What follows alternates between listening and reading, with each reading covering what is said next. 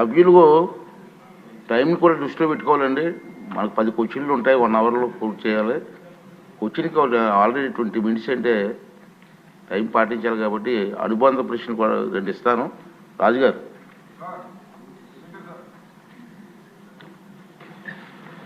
శాసనసభాపతి గారికి ధన్యవాదాలు, నాకు సప్లిమెంటరీ అవకాశం ఇచ్చినందుకు. ఈ మంత్రివర్యులు ఇంకెంతంత ధనం అవసరమో వివరంగా చెప్పడం జరిగింది. నేను దాని గురించి ప్రస్తావించకుండా నేను ఒక క్వశ్చన్ ఏంటంటే, క్రీడలు అనేది చాలా అవసరం విద్యార్థులకి. ప్రభుత్వ పాఠశాలల్లో నేను చాలా పాఠశాలల్ని సందర్శించడం జరిగింది గత 1 నెల రోజులుగా. మంచి ప్రాంగణాలు, 1 ఎకరం మొదలుకొని 5-6 ఎకరాలు వరకు కూడా క్రీడా ప్రాంగణాలు ఉన్న జిల్లా పరిషత్ పాఠశాలలో నా నియోజకవర్గం, ఉండి నియోజకవర్గంలోనే సుమారు 35 ఉన్నాయి. సరైన ప్లే గ్రౌండ్స్ ఎక్కడా లేవు. సో కాబట్టి ఆ ప్లే గ్రౌండ్స్ క్రియేట్ చేసి పిల్లల్లో ఒక క్రీడా స్ఫూర్తి, అంతసేపు పరీక్షలు, మార్కులు రాకపోతే ఆత్మహత్యలు ఇటువంటివి కాకుండా ప్రతిరోజు ఫిజికల్ డైరెక్టర్స్ ఉన్నారు, వాళ్ళకి పని లేదు.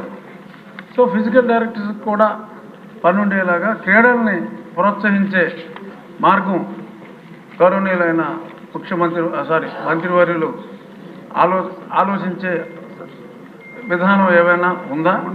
ఈ విషయంలో నేను నా నియోజకవర్గంలో జన్మభూమి, చంద్రబాబు నాయుడు గారి జన్మభూమి స్ఫూర్తితో కొన్ని కార్యక్రమాలు చేపట్టడం జరిగింది.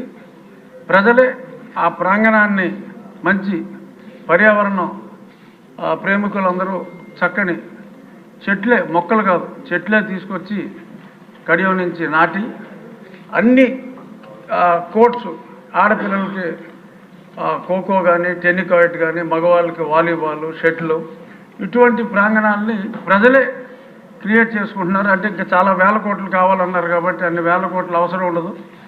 ఆ మధ్య పవన్ కళ్యాణ్ గారు ఆయనతో టీ తాగితే కూడా ఒక ఫండ్ రైజింగ్ పెట్టారు. అలాగే లోకేష్ గారితో అరకు కాఫీ తాగడానికి కూడా చాలామంది ముందుకు వస్తారు. సో ఆయన అలాంటి కార్యక్రమం ఏదైనా పెట్టే ఉద్దేశం ఉందా అని క్వశ్చన్ రూపంలో అడుగుతూ, ఆయన స్ఫూర్తితో చాలామంది ఈ స్కూల్స్లో ఈ క్రీడల డెవలప్మెంట్కి అంత తొందరగా బెల్కొట్టేవచ్చు సార్. అని అంత సమయం తీసుకోవాలి. అనుబంధ ప్రశ్న లేదు, అనుబంధం జస్ట్ అయిపోవచ్చు సార్. సో ఇటువంటి ఆలోచన చేస్తే లోకేష్ గారి స్ఫూర్తితో అన్ని ఊర్లలోనూ ఎటువంటి ధనం అవసరం లేకుండా వాళ్ళే చేసుకుంటారు. ఆ క్రీడా స్ఫూర్తి అనేది చాలా అవసరం కాబట్టి గౌరవనీయులైన మంత్రివర్యుల్ని ఆ దిశగా ఆలోచించమని కోరుకుంటూ మరొకసారి సమయం ఇచ్చినందుకు ధన్యవాదాలు. నరేంద్ర గారు. నెక్స్ట్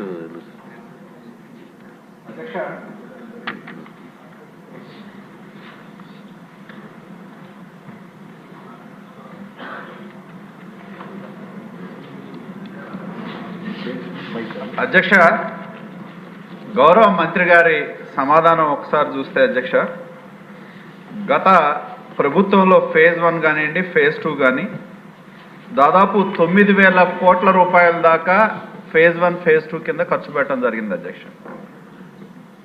ఇంకా మంత్రి గారి సమాధానం చూస్తే దాదాపు 4,700 కోట్లు ఉంటే కానీ ఫేజ్ 1, ఫేజ్ 2 కింద తీసుకున్న పనులు కంప్లీట్ చేయడానికి అవసరం అని చెప్పి అడిషనల్ ఫండ్స్ కింద చెప్పారు అధ్యక్ష.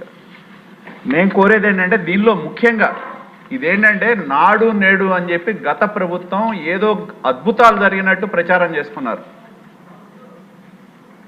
కానీ నాడు నేడు పేరు మీద పెద్ద ఎత్తున ఈ రాష్ట్రంలో దోపిడీ జరిగిందనేది వాస్తవం అధ్యక్ష. సెంట్రల్ ప్రొక్యూర్మెంట్ పేరు మీద టెండర్లు పిలిచి స్థానికంగా కావాల్సిన ఫర్నిచర్ కావచ్చు, కొన్ని ఎలక్ట్రిసిటీ కావచ్చు, కొన్ని అంశాలని సెంట్రల్ ప్రొక్యూర్మెంట్లో తీసుకొచ్చి వాళ్ళకు కావాల్సిన వాళ్ళకి టెండర్లు ఖర్చు పెట్టడం ఒక ఎత్తు. రెండోది అధ్యక్ష, ఇందాక చెప్పినట్టు ఏదైతే ఫేజ్ 1 కింద తీసుకున్న స్కూల్స్లో దాదాపు ఫేజ్ 1 కింద 15,000 స్కూల్స్ తీసుకున్నారు, ఫేజ్ 2 కింద 22,000 స్కూల్స్ తీసుకున్నారు అధ్యక్ష. మా దగ్గర మేము పొన్నూరు మున్సిపాలిటీలో ఈ పనులు పరిశీలిస్తే అధ్యక్ష అసలు పనులు చేయకుండానే డబ్బులు డ్రా చేశారు. పాత టాయిలెట్లు ఉంటే మేము ఒక 5 స్కూల్స్ పొన్నూరు మున్సిపాలిటీలో విజిట్ చేశాం అధ్యక్ష. 18 లక్షల రూపాయలు రిపేర్ల కోసం పెట్టి 28 లక్షల రూపాయలు, ఆ 28 లక్షల రూపాయలు పనులు చేయకుండా డబ్బులు డ్రా చేయడం జరిగింది శ్రీరామ మున్సిపల్ హై స్కూల్లో.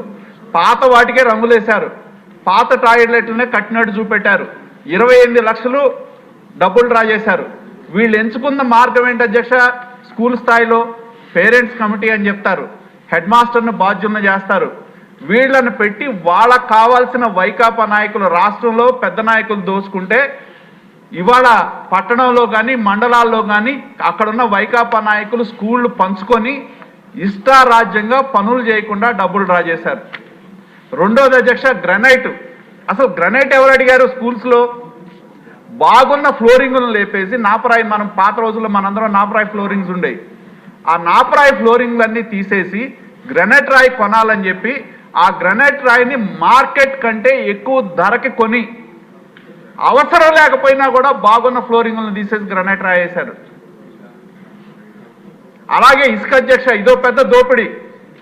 గవర్నమెంట్ పనులకి ఇసుక ఉచితం అని చెప్పి వాటిని తోలినట్టు చూపెట్టి ఎవరైతే ఇసుక కాంట్రాక్టర్లు ఉన్నారో వాళ్ళకి ఇక్కడ ఎక్కువ బిల్లులు చూపెట్టి మినహాయింపునిచ్చారు, కొంత బయట మార్కెట్లో అమ్ముకున్నారు.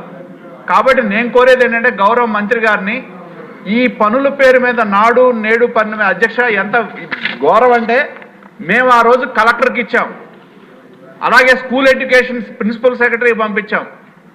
అలాగే ఇవాళ ఎంత ఘోరంగా టాయిలెట్లు ఉన్నాయంటే పనులు చేసిన తర్వాత కూడా ఘోరాతి ఘోరంగా ఉన్నాయి. దీని మీద సమగ్రమైన విచారణ జరగాల్సిన అవసరం ఉంది. నేను గౌరవ మంత్రి గారిని కోరేది, మీరు విజిలెన్స్ విచారణకు ఆదేశిస్తారా, ఏ మోడ్లో విచారణ చేస్తారనేది ఒకటి నిర్ణయం తీసుకోండి. నాడు నేడు పేరు మీద స్కూలు పిల్లలు, పేద పిల్లలు చదువుకోవాల్సిన స్కూల్స్కి సంబంధించిన డబ్బుల్ని వైకాపా నాయకులు పెద్దలు పెద్ద ఎత్తున దోపిడీ చేశారు. కాబట్టి దీని మీద సమగ్రమైన విచారణ చేయాల్సిన అవసరం ఉంది. వాటి పేరు మీద మొదలుపెట్టిన స్కూల్ బిల్డింగ్స్ కూడా ఇప్పుడు ఆగిపోయినాయి అధ్యక్ష. ఏం చేయాలో అర్థం కావట్లా. వాటిని సగం కట్టారు, డబ్బులు డ్రా చేశారు, నాయకులు డబ్బులు